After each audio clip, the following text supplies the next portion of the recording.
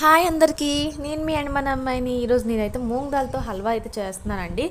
యూట్యూబ్లో అయితే వీడియోస్ చూశాను, చేసియొచ్చు కదా సింపుల్గానే ఉంది ప్రాసెస్ అని అనుకొని అయితే ఇంక మొదలెట్టాను. అది చేసినప్పుడు నాకు తెలిసింది సింపుల్ అన్న మాట అయితే అసలు వాడకూడదు, చేసిన తర్వాత తెలుస్తుంది అది సింపులా కాదా. హల్వా బాగా వచ్చిన తర్వాత తెలుస్తుంది అనమాట. సో యాజ్ యూజువల్ చేశానండి.